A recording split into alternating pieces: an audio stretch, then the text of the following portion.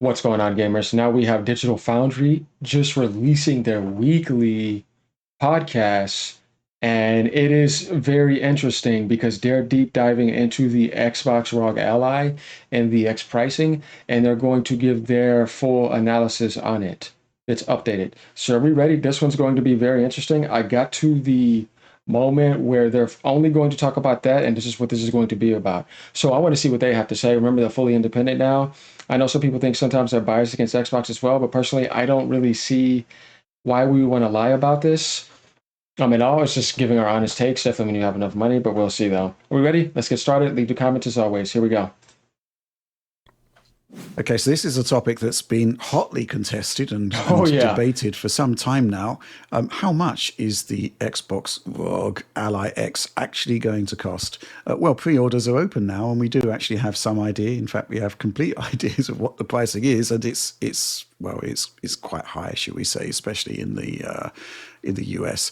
Yeah. Let's talk about the base Ally first of all: $600, £500, €600. Ally X, the one that we're really looking forward to, $1,000, 999 of your US bucks, £799, £800, 899 euros. Wow, that's quite expensive for an Xbox a console. It's certainly going to be interesting to see how much of a take up that is that there's going to be for that.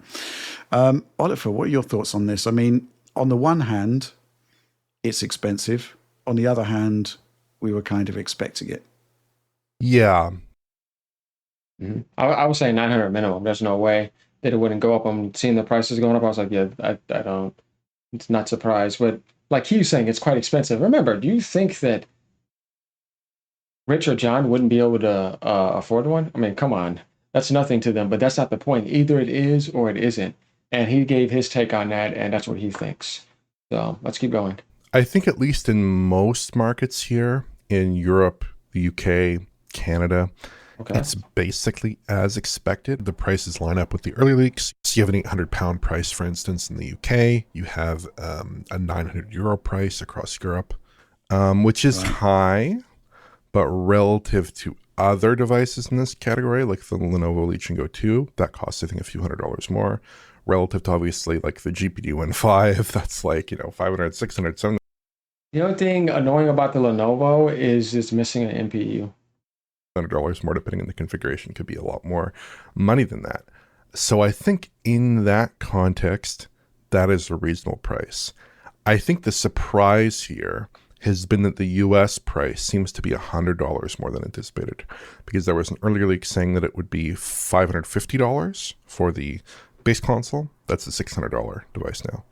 $900 for the Ally X. That's apparently $1,000 now, or $999.99, like equivalent to $1,000. Yeah. So I think what's going on here is basically there are two possibilities. The first possibility is just your standard question of margin and how the regional prices should be divided.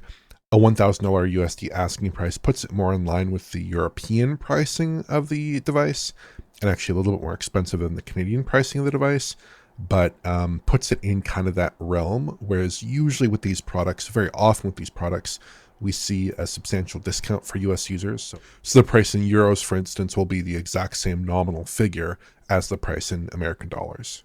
The other possibility, which is a bit more interesting, is the idea that some of these tariffs have been priced in, these recent tariffs. So in terms of their exposure to tariffs, You guys know how I'm with that, but I want to let him finish to see what the end result of this is going to be. there could be a few possibilities. One possibility is that they're just pricing a little bit higher, up a little bit more conservatively, because they think there's some tariff risk. Another possibility is that they have some limited individual tariffs on aluminum and other material components that could go into the device that could be pushing their prices a little bit higher.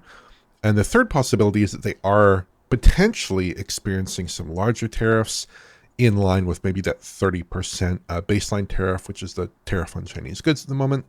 ASUS itself produces, I think, all their products at the moment in China, or at least that I could find. But it's important to clarify here that computers aren't affected by the 30% baseline tariff at the moment, but consoles are affected. So I guess this is a question of identity, right? If you're US CBP, do you see the ROG Ally? Do you see the Xbox Ally as computers? That's certainly my opinion. I mean, they have keyboards, software keyboards. They're Windows devices fundamentally. They seem much more like a computer or like a tablet, which I think USCBP considers tablets in the same category as computers. They fall under the same category. They would be exempted in the same manner, I presume here. Yeah. Or is it more of a console, right?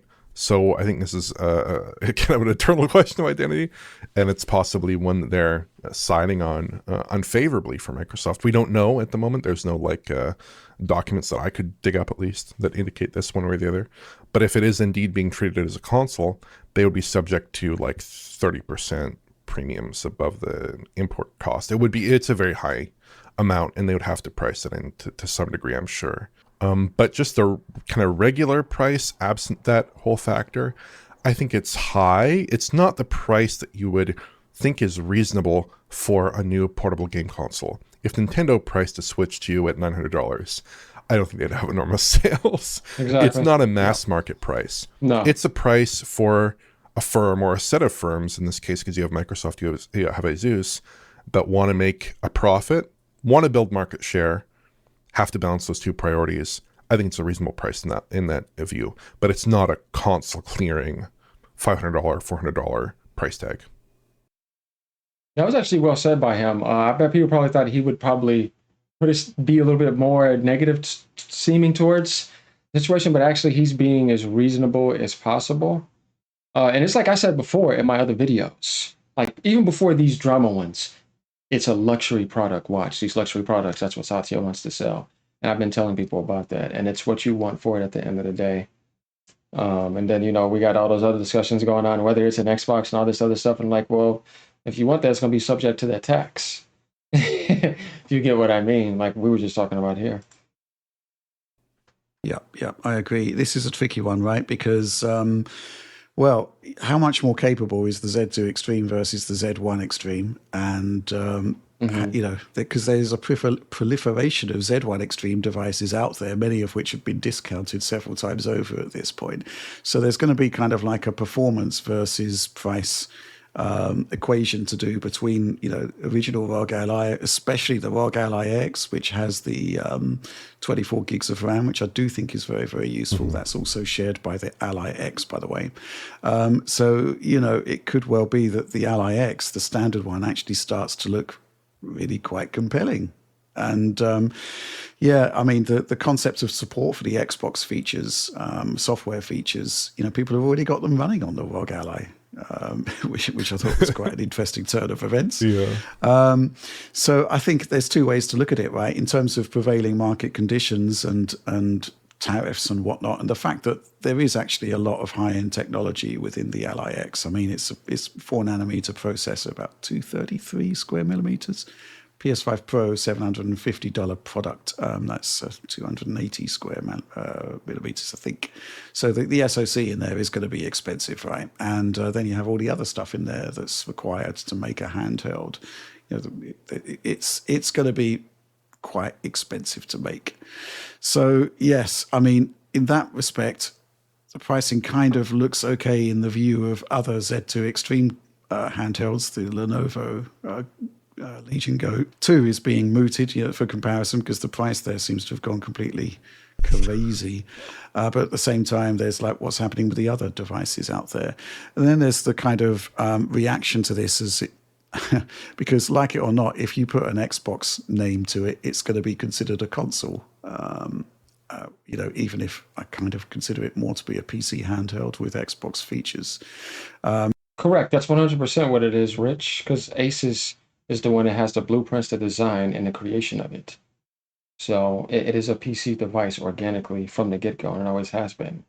And Microsoft is moving to the Xbox PC route.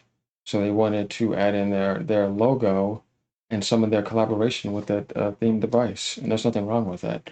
But at the end of the day, like you said, it is a PC device because I'm using a mouse to scroll up, move around, and use PC apps. It's not a console device. My Switch would never do that. So it's not designed like a console. It's designed like a PC device with Xbox features. So it could have like a PC Xbox feature on it. Who cares? I mean, it works the same whether you look at it that way or you want to look at it whatever. I tell people all the time, okay, go ahead and put a different label on it. Call it PS9 if you want to. It is still going to function the same way, and either you like it or you don't. And the concept of $1,000 console coming out is kind of just going to be, Yeah. it's going to go down like a cup of cold sick to a certain part of the audience. It's really, really tricky. $600 for the base model. Actually, I'm going to take your thoughts on this before we get into some supporter questions. But what do you think of this, Alex? It is pricey. It's a pricey way to get into PC gaming, that's for sure. Yeah, that's the thing. Like, if you're getting into PC gaming, you'd really have to be someone who, I would say, if this is your entry device, where your idea is, I only want to play on the go, and I only want to use controller controls in games. Because as soon as you start saying, like, wait a minute, do I need to be always on the go with this device? Then the allure of a desktop PC, or even, forbid, I'm not a big laptop fan, but then it starts, even things like laptops start coming into consideration when you enter a price tier like this. Absolutely, yeah. What do you mean, Alex? I love my laptop. I got the ROG. It's great. I'm looking forward to a 5080 version, maybe a 6070. No, I'm just kidding. I know he's probably more into desktops, but yeah, I mean, honestly, I love that setup and having an off-screen monitor because it comes with its own already. It works very well for traveling. But yeah, like he said, are you an on-the-go? We know where that comes from. The Nintendo thing is a funny thing. Me and my friends used to have some things about this. Funny stuff. We would just say some sayings and then do on the go. This is a mean thing, inside joke we had. But yeah, it's like, do you want to be on the go a lot? Is that something you're going to be doing a ton? You have to have your charger in your car, and wherever the hell else wherever you're going, I don't know. It just depends. If you're going to be doing that a lot, and you're an Xbox enthusiast player, and you're on Game Pass all day, and you have the libraries that you already want on PC, I could see how they could be attractive. But for the mass consumer market, yeah, that's going to be a hard pass. Yeah, and the performance level is beyond. Yeah, if you've got like even an entry level RTX 4060 or 5060, considerably more capable than Z2 Extreme. Yeah, really is. And so, especially in the desktop space, what you could achieve for what is $1,000 US essentially, like, you could get I'm not in that country, so I don't know the exact tariff situation on the price of products. I'm looking at EU prices always, but at least here, what you could get with the equivalent of 900 euros, I would say you can get a pretty amazing PC, especially if you start looking at like the older line of processors that are somewhat cheaper these days, like your AM4 parts or your 12 series Intel. You could start getting like amazing processors, and then fill the rest of that out with good enough RAM and a great GPU.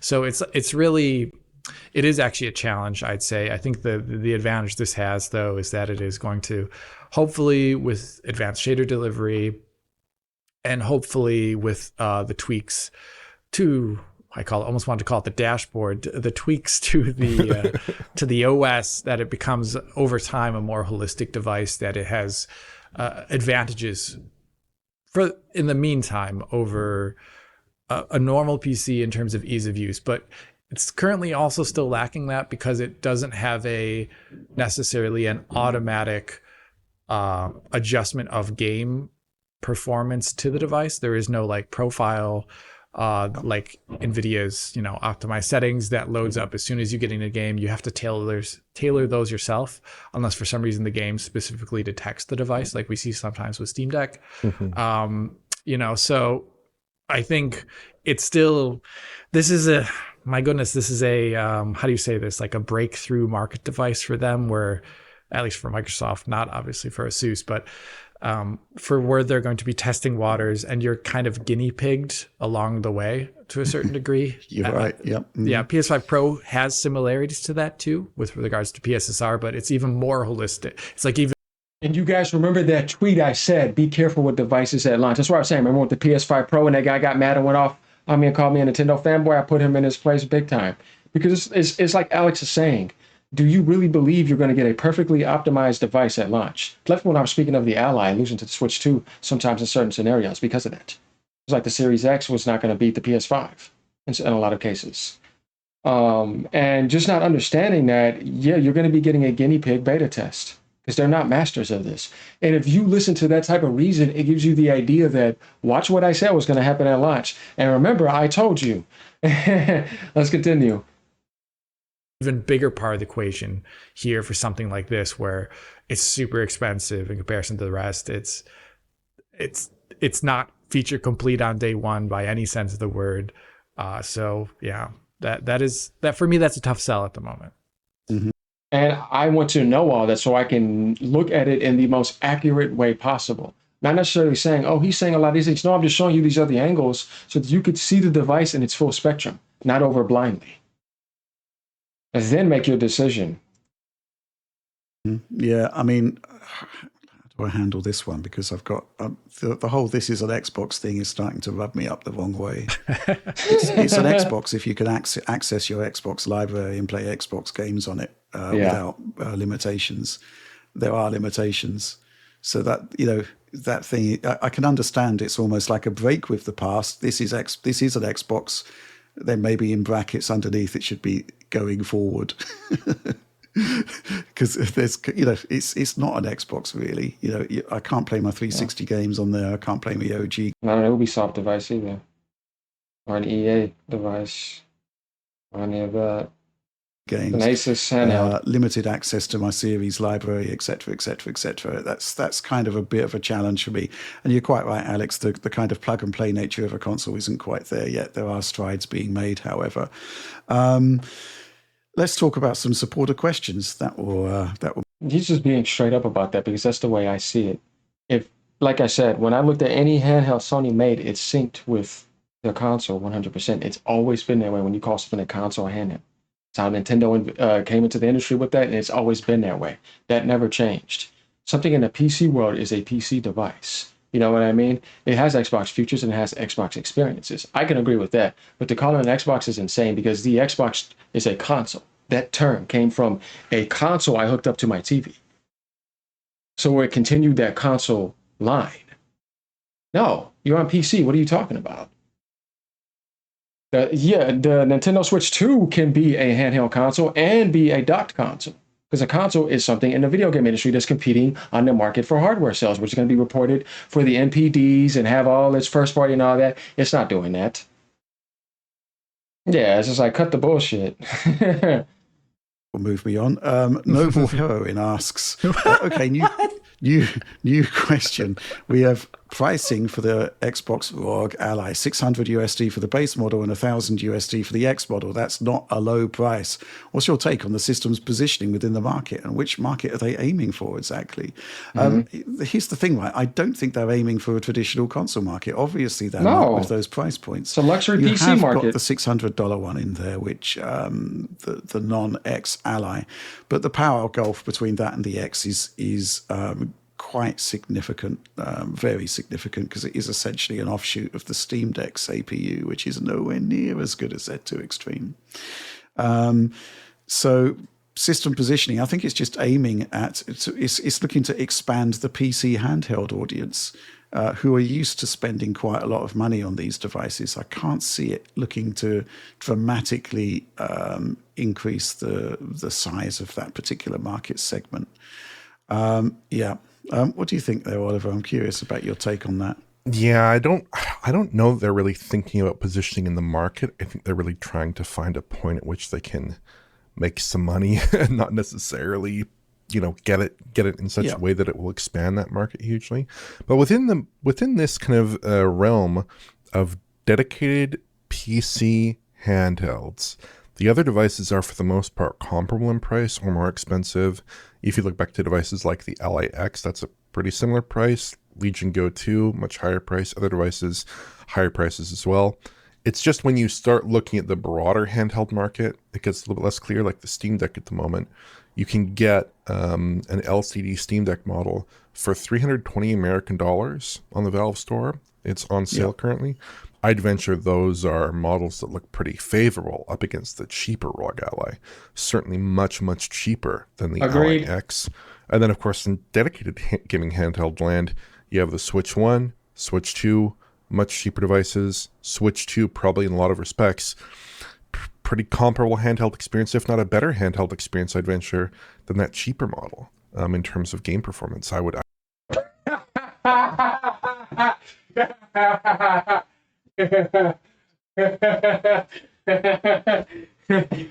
Oh, you guys know why I'm laughing. Oh man, it's exactly what I said, man. That is hilarious. Hey, man.